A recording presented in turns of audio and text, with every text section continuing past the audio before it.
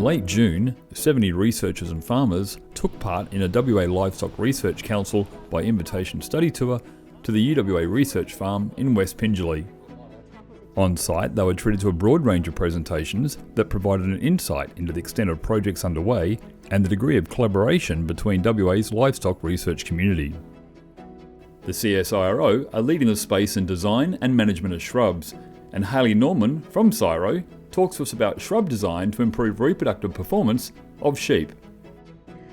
So we all know shelter improves lamb survival. I don't think anyone would argue that fact, especially your multiples, and especially in a poor year or in areas where we get really cold, windy weather during lambing.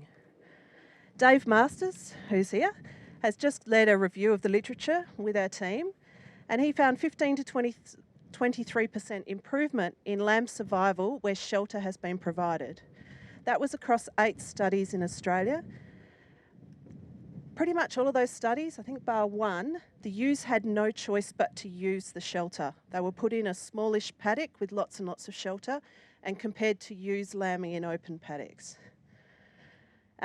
Also tended to use perennial grass tussocks, so rank perennial grasses as the forms of shelter.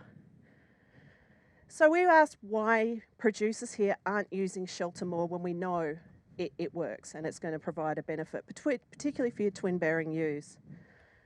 Is it lack of data?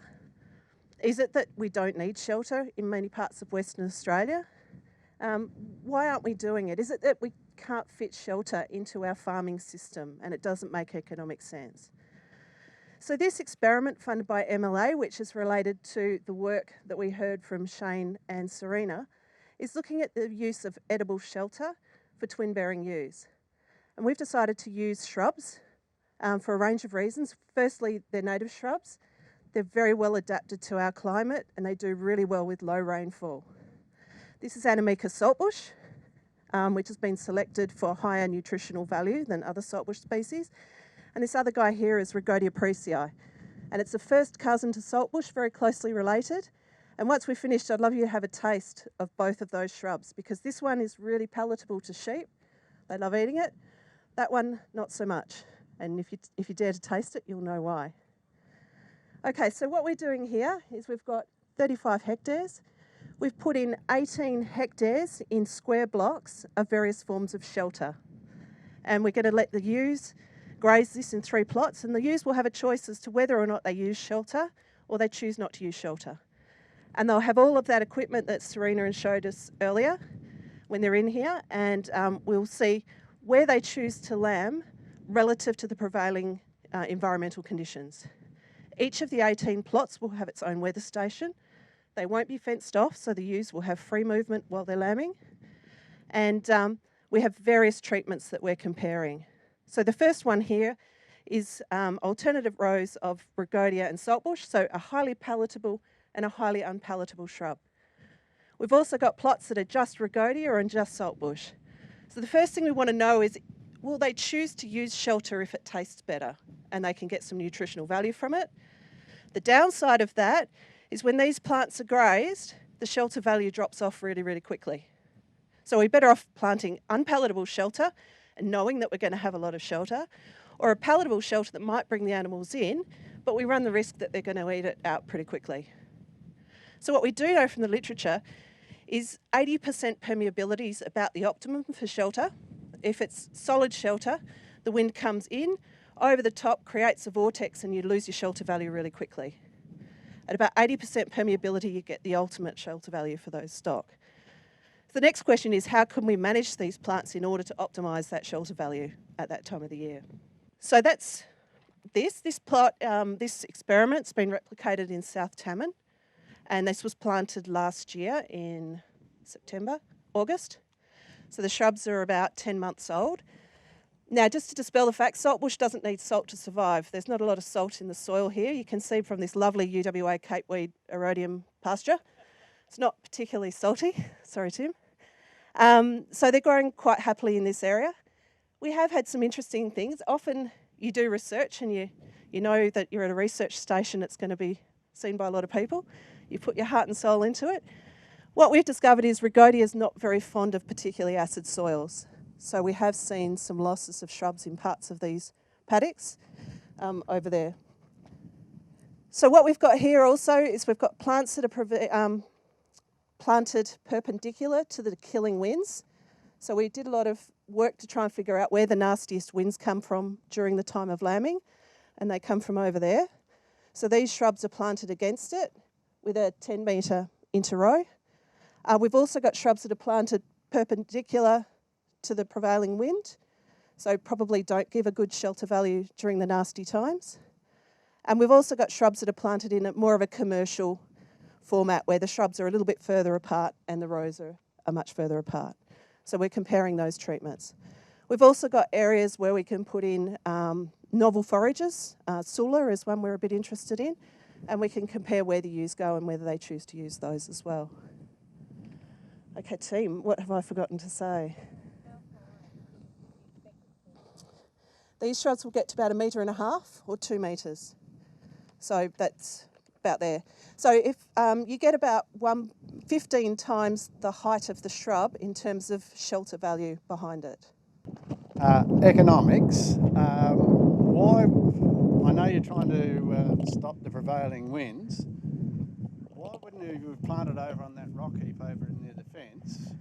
And this good cropping country, which Tim would have loved, and or planted down in the valleys where it's a bit more saline, not so conducive to cropping. I'm so glad you asked that question. Of course, that's what you do, and that's why we've selected these shrubs. This one can take salty areas and it doesn't mind sand. That one's fantastic on beach sand. It grows really well. This is on this soil because it's an experiment, and this was the only paddock that the farm had available for us at the time. That's why it's here. In the real world, you wouldn't put these shrubs on this sort of soil type. So the beauty of these shrubs and why we chose them is they'll grow on your poorest 10 to 15% of soil types on the farm. So the opportunity cost to use them for shelter is much lower than shrubs planted on a good cropping soil. And Dean Thomas, put your hand up, Dean. Dean is doing our economic modelling in this project, and he's going to look at how the shrubs here for lambing impact that whole farming system. How does it change your feed base? What does it mean to the rest of your farm? Because that is critically important, and maybe one of the reasons why we don't adopt shrubs for shelter. Hayley, you talk about the mixed farming systems, which is what people like me are all about. So you can't, as Max said, we couldn't really plant this across the landscape because we're looking at all the herbicide drift with interrowing with cropping. So really we're looking at block plantings. Yep, absolutely. We don't know much about the herbicide tolerances of these shrubs, but we do know that the nutritional value of the understory is a really important part of the system. These shrubs could have really good value in summer as well in terms of shade and providing antioxidants to animals during mating. We still got to get ahead around whether or not you can graze them heavily in summer and they still come back and have shelter in winter, and that will depend on the soil type and a whole range of other, and obviously rain. These shrubs aren't very big, but they were planted in August. It stopped raining in October and it didn't rain again until March. So despite the fact they didn't have any rain, they were only seedlings this big, they've managed to survive and get here. At the moment, we've fenced off parts of the paddock so we can utilise it for use, but we're going to graze this area shortly. The sheep will hammer the Anamika, we know that, but we think we've got enough time for them to get back for next season for the measurements. Hayley, will you have any of your plots with a capped height or a mowed height of your saltbush and rhagodia, say, a foot tall or something? My experience is that what we think is good shelter for sheep is not always what they think is good shelter. So, something that's lower would be shelter height for lambs and not the ewes. Yeah, that's a great question. And also too, so we haven't done that in the first instance, but that's not hard to do. We've got machines that can mow the shrubs to a particular height and they don't mind being mowed. But we do know that there's a few factors. Firstly, we know the lamb and the ewes need to see each other. The ewes also want to see other ewes, but also want a bit of privacy as well. So maybe the permeability of the shrubs, it may be that they choose to use something that's only 60% permeable, as better shelter because they can see what's going on, as compared to these guys here, which will form a really dense hedge and be hard to see through. So we're hoping to start to untangle that a bit, Lindley. So mostly when we lamb, the sheep have got a fair bit of wool on the ewes, which might be why they don't seek shelter, as you were suggesting. So are you going to try any, reasonably freshly shorn sheep just to see if there's any difference? That's another great hypothesis. In the first instance, I don't think so, although we can incorporate a split plot and put some shorn ewes in there, I'm sure. We do know that ewes that are shorn will seek shelter more than ones that haven't. Another great... We're hoping this site will remain a resource that can be used by students in the future to untangle all sorts of questions like that.